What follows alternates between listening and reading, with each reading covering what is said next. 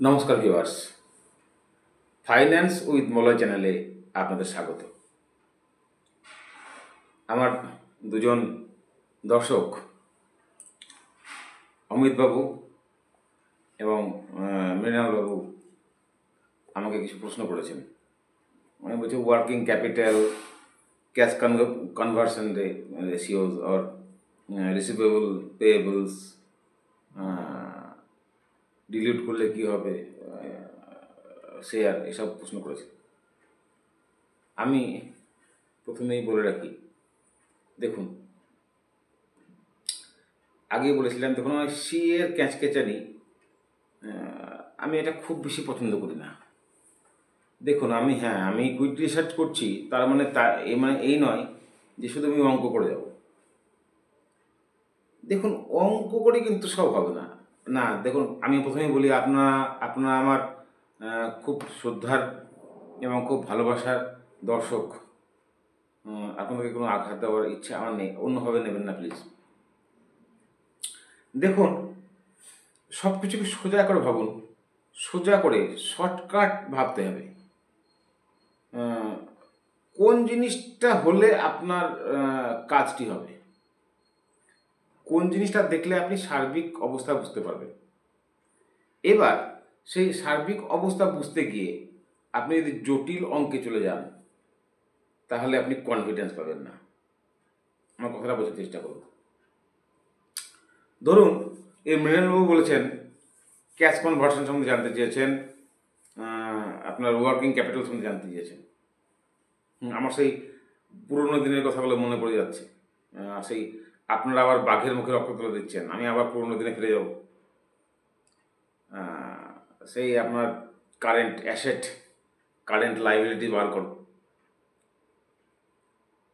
র ম্যাটেরিয়ালের দাম বার করো, ফিনিশড গুডের দাম বার করো, ওয়েজেস বার করো, এবার ওয়েজেসের ওভারহেড বার করো, এবার তোমার ক্রেডিটের ডেবিটের বার করো, তুমি কত টাকায় ক্রেডিটে মাল নিচ্ছ, তোমার ডেবিটারে কতদিনের জন্য মাল নিচ্ছে। এবার তুমি ওই টোটাল সাইকেলটাকে কদিনে, তোমার যে প্রোডাকশান ক্ষমতা, উৎপাদন ক্ষমতা, তুমি কদিনের হিসেবে দেখতে চাইছো, ডেবিটার ক্রেডিটার কনভার্সন তুমি কদিন দেখতে চাইছো, ইয়ারলি দেখতে চাইছো, না কোয়ার্টারলি দেখতে চাইছো, না মান্থলি দেখতে চাইছো, না উইকলি দেখতে চাইছো। সেই অনুযায়ী প্রত্যেকটির এক্সপেন্ডিচারকে এবং আপনার ক্রেডিটকে এবং ডেবিটকে আপনাকে ওই ডেজ অনুযায়ী আপনাকে ভাগ করতে হবে। তারপর আপনার কারেন্ট অ্যাসেট আর কারেন্ট লাইবিলিটিসকে বিয়োগ করে আপনি ওয়ার্কিং ক্যাপিটাল পাবেন। এই তো হলো কথা। তারপরে ক্যাশ কনভার্সন, আপনার ইনভেন্টরি বাড়ছে না কমছে, ইনভেন্টরি বাড়ছে না কতটা হারে বাড়ছে, আপনার ক্যাশকে কতদিনে কনভার্ট করতে পারছেন, আপনার আকাঙ্ক্ষিত ক্যাশ কতদিনে আসছে। এবার আপনি অঙ্ক কষতে শুরু করবেন। আমি দাদা এটাই চাই না। এই অঙ্ক আমি অনেক করেছি দাদা, অনেক করে দেখেছি, নিট ফল জিরো। যত আপনি অঙ্ক করবেন না, না আপনি শিখুন, শেখা খারাপ নয়, অবশ্যই শিখতে হবে, সরি, কিন্তু শুধু অঙ্কতে ভাসবেন না। এবার দেখুন, আমি সব কথার এক কথা বলি আপনাকে, এত অঙ্ক করছেন তো একটা জিনিস খুব সিম্পলি ভাবুন তো, সেলস বাড়ছে, প্যাড বাড়ছে, এবার আপনি বলবেন যে রিসিভেবল দেখিয়ে আপনি প্যাড বাড়িয়ে দিলেন। বেশ, এবার চলে যান আপনি ব্যালেন্স শিটে, ইকুইটিতে যান, equity plus reserve, total equity. দেখুন, ইনিশিয়াল যে ইকুইটি সেই ইকুইটি নেই। সেই ইকুইটি থাকলে তো হবে না, যত রিজার্ভ বাড়বে। আমি আরও সির যে আপনাকে আমি এটা বলেছিলাম কনসেপ্টটা আগের একটা ভিডিওতে, তো সেখানে দেখবেন টোটাল ইকুইটি বলতে বুঝিয়েছিলাম যে ইনিশিয়াল যে ইকুইটি প্লাস তার সঙ্গে যে রিজার্ভ বাড়ছে। দেখুন, ওই ব্যালেন্স শিটে যদি রিজার্ভ বাড়তে থাকে ক্রমাগত, দেখুন একটা নির্দিষ্ট, আমার কথাটা ভালো করে বোঝার চেষ্টা করুন, যে রেশিওতে সেলস বাড়ছে যে রেশিওতে প্যাড বাড়ছে সেই রেশিওতে রিজার্ভ বাড়ছে কিনা ভালো করে বোঝার চেষ্টা করুন। যদি দাদা রিজার্ভ বাড়ে তাহলে I don't care about the critical calculations, আমি করতে যাব না দাদা। ক্যাশ কনভার্সন আমার দরকার নেই। কোম্পানি গাইডেন্স দিচ্ছে, গাইডেন্সকে ফুলফিল করছে, এক্সপেনশন করছে, তার রিজার্ভ বাড়ছে, বাস দ্যাটস এনাফ আমার জন্য এনাফ। এবার তবুও আপনারা জানতে চেয়েছেন, আপনারা আমার শ্রদ্ধেয় দর্শক, আমি কথা দিচ্ছি আমি যখনই সময় পাবো এই বিষয়ে একটা, মৃণালবাবু কথা দিচ্ছি এই বিষয়ে একটা বিস্তারিত ভিডিও বানাবো। এখন Q2 রেজাল্ট আসছে, অনেক শেয়ার নিয়ে অনেকেই চাইছেন শেয়ার নিয়ে আলোচনা করতে, তো এটা পুরো টেকনিক্যাল ক্যালকুলেটিভ ব্যাপার, ফাইন্যান্সিয়াল ব্যাপার, এগুলো নিয়ে এই মুহূর্তে আমি যেতে চাইছি না। তবে হ্যাঁ, কথা দিচ্ছি আপনাকে যে আমি এই নিয়ে একটা ভিডিও বানাবো, আই প্রমিস ইউ। কবে সেটা এই মাত্র এক্ষুনি বলতে পারছি না। তো যাই হোক, আর বলেছেন অমিতবাবু বলেছেন যে ডাইলিউশন করে আপনার কি বলে শেয়ার ইকুইটি, তাহলে তো ইপিএস কমে যাবে। আরে দূর মশাই, আমি ইপিএসে দাঁড় ধারি না, আমার সোজা কথা আছে প্যাট বাড়ছে কিনা, একদম সোজা শুনুন, প্যাট বাড়ছে কিনা আর মার্কেট ক্যাপিটাল বাড়ছে। আমি মার্কেট ক্যাপিটাল দেখি আর প্যাট দেখি, আমি ইপিএস দেখি না। আরে দাদা, প্যাট বাড়ছে মানে ইপিএস বাড়ছে, what ever the share number is. আমার যদি মার্কেট ক্যাপ বাড়ে, মার্কেট ক্যাপ, আমি তো মার্কেট দেখুন, আপনি বোনাস দিলেন, স্প্রেড দিলেন, যাই করলেন, তো আপনার শেয়ার সংখ্যা বাড়লে তো আপনার অ্যাডজাস্ট হবে, মার্কেট ক্যাপ তো নড়বে না। ওটা বোঝার চেষ্টা করুন। আমি মার্কেট ক্যাপকে আমি প্যাড দিয়ে ভাগ করে আমি পিই দেখবো, আমার ইপিএস দেখা দরকার নেই। ইপিএসটা হিসাব তো ওরা করে দেয়, আপনি ওই নিয়ে ভাববেন না। আর ডেপ্ট, আরে কোম্পানি যদি এক্সপ্যানশন করতে চায়, তা ডেপ্ট নিলে কী হলো, কিআইপি করলে তো, ডিলিউশন করলে তো কী হলো, কী সমস্যা দাদা?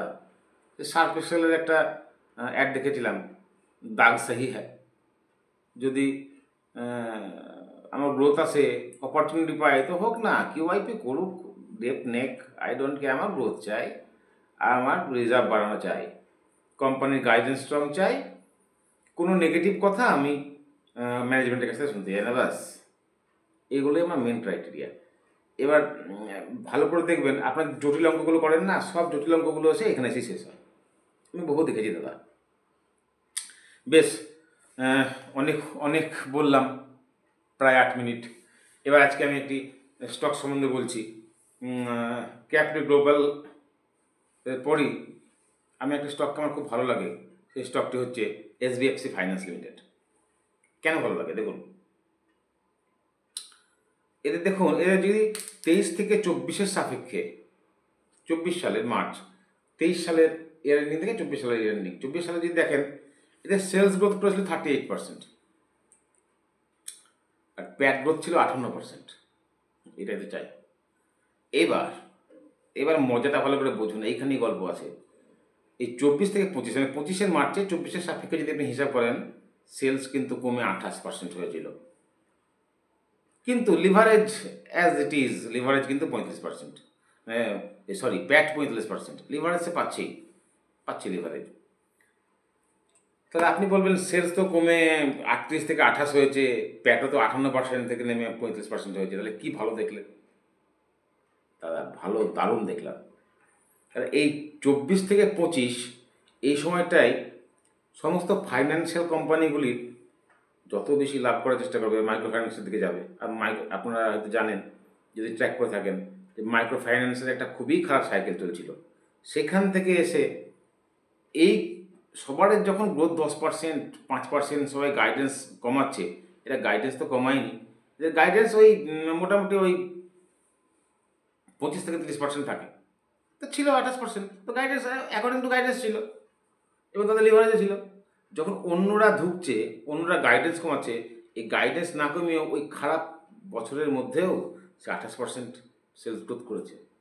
এটা বিরাট, এটা আমাকে কমানো, এটা আমাকে বাড়া, বিরাট বাড়ার ব্যাপার আছে। এবার দেখুন এই কোম্পানির সম্বন্ধে একটু বলি। এটা খুবই ছোট্ট একটা small cap company. Asset under management এইও মাত্র 9,351 কোটি টাকা। কিন্তু এদের গল্পটা কি জানেন তো, এরা আনসিকিউর্ড লোন দিতে চায় না। মানে বড় বড় শহরে ওই ছোটো ছোটি বাদ হয়ে যাবে, লোনগুলো সব এনপিএ হয়ে যাবে, তাই জন্য ওরা বড় বড় শহরে দিতে চায় না। ওরা টায়ার 2 টায়ার 3 সিটিগুলোতে ছোটো ছোটো এমএসএমইগুলোকে লোন দেয়, এবং সেগুলো সব সিকিউরড। আপনি যে ঘর বাড়ি দেখিয়ে, যে মেশিনপত্র দেখিয়ে, যার দেখিয়ে লোন নেবেন, সেটা কোলাটেরাল রাখা হবে এবং সিকিউরড লোন। এই এমএসএমই সিকিউরড লোনের পরিমাণ টায়ার 2, 3 ছোটো ছোটো, টিকিট সাইজ ওই 3 লাখ থেকে 5 লাখ থেকে 30 লাখ, এই টিকিট চাই। 2 কোটি, 5 কোটি, 10 কোটি, 20,000 কোটি এইসব দেয় না। তো এইরকমই তো 9,000, 10,000 কোটি টাকা। 3 লাখ থেকে এই 30 লাখের মধ্যে তাদের যে টিকিট সাইজ, সেইগুলোকে নিয়ে এরা খেলে। এদের কাজই হচ্ছে ছোটো ছোটো টিকিট সাইজে, ছোটো ছোটো জায়গায়, ছোটো ছোটো শহরে সিকিউর লোনের উপর বিজনেস করা এমএসএমই। আর বাকি আপনার এই এমএসএমই তাদের লোনের পরিমাণ হচ্ছে 82.5%। বাকির মধ্যে 14.5% ওরা গোল্ড লোন দেয়। গোল্ড লোন তো হাইলি সিকিউরড, গোল্ডের দাম এখন বুঝতেই পারছেন। আর মাত্র আদার্স মাত্র 3%, দ্যাট ডাজ নট ম্যাটার। এবার দেখুন 2019 সাল থেকে 2025 পর্যন্ত দেখেন না, এদের ক্যাগার হচ্ছে 46%। ভাবুন একবার, এরা কী করতে চাইছে? এই ছোট ছোট এমএসএমইকে এরা বিট বাই বিট লোন দিয়ে এদের ভলিউমটাকে বাড়ায়। এরা ভলিউমের গেম খেলার চেষ্টা করছে। যত ভলিউম বাড়বে তত বেশি প্রফিট বাড়বে, প্রফিটেবিলিটি ওরা ভলিউমের উপর খেলতে চাইছে। এদের প্রায় 155টা শহরে, সিটিতে, 16টা রাজ্যে এবং 2টো ইউনিয়ন টেরিটরিতে এদের বিজনেস আছে। এদের মূলত ব্যবসা হচ্ছে সাউদার্ন রিজিয়নে প্রায় 40.17%, নর্থে 33.4%, আর বাকিগুলিতে আপনার ইস্ট এবং ওয়েস্ট মিলিয়ে আপনার 26.43%। এইবার দেখুন সবথেকে আকর্ষণীয় জিনিস কি, আপনি 2 বছর থেকে দেখে আসুন, লাস্ট 2 ইয়ার্স, যে কোয়ার্টার অন কোয়ার্টার ছোটো ছোটো টার্গেট নেয়। এই 215 থেকে এখন ব্রাঞ্চ বাড়িয়ে ওরা 225 করে দিয়েছে, 215 করে দিয়েছে। আগে ছিল 192, এই কোয়ার্টারে আরও বাড়িয়ে দিয়ে 215 করে দিয়েছে। তো বুঝতে পারছেন ওদের ভলিউমটা করতে চাইছে, আরও বেশি করে লোন দিয়ে ভলিউম দিয়ে ব্যবসাটা লাভ করতে চাইছে। আর সবথেকে বড় কথা, আপনি যদি এদের গত 2 বছর দেখেন, প্রত্যেকটা কোয়ার্টার ছোট ছোট করে এগিয়ে এরা 6 থেকে 8% সেলস গ্রোথ করবে এবং সেই হারে প্রফিট গ্রোথ করবে। এই ছোটো ছোটো টার্গেট নিচ্ছে আর সেলস গ্রোথ করছে, প্রফিট গ্রোথ করছে। এরা বড় স্কেলে করতে চাইছে না। এবং এবার গত কোয়ার্টার 1-এর রেজাল্টেই তাদের প্যাট হয়েছিল 101 কোটি। তারা প্রথমে 100 কোটি প্যাটে পৌঁছেছে বলে তাদের বিরাট সেলিব্রেশন। এবং ওরা এখনও গাইডেন্স একই 28 থেকে 30%, 25 থেকে 30% গাইডেন্স। এবং ওরা কন্টিনিউয়াসলি 2 বছর ধরে পড়ে যাচ্ছে। যেখানে বাকি মাইক্রো ফাইন্যান্স সেক্টরটায়, এনবিএফসি সেক্টরটায় ঢুকছিল, সেখানে দাদা ওই 2 বছর থেকে কন্টিনিউয়াস কোয়ার্টার অন কোয়ার্টার এই 6 থেকে 8% গ্রোথ করা চারটিকের কথা নয়, এলএম না থাকলে সম্ভব নয়। এবং এই অবস্থায়, আর সবথেকে মজার কথা, এদের পিবিও কম, এদের পিও ওই 25-30। তো আমরা বলেছি পিবি বাড়লে আর বাড়লে আপনার এক্সপেনশন হলে, যাদের এত সুন্দর গ্রোথ তাদের তো পি এক্সপেনশনের আশা করাই যায়। ফরওয়ার্ড পিও হিসাব করে দেখুন, খুব সুন্দর। নজর রাখুন, দেখুন যে সেকেন্ড কোয়ার্টারে এদের রেজাল্ট কী হচ্ছে। সঙ্গে থাকুন, আরও পড়ুন, আরও এগিয়ে যায়। নমস্কার।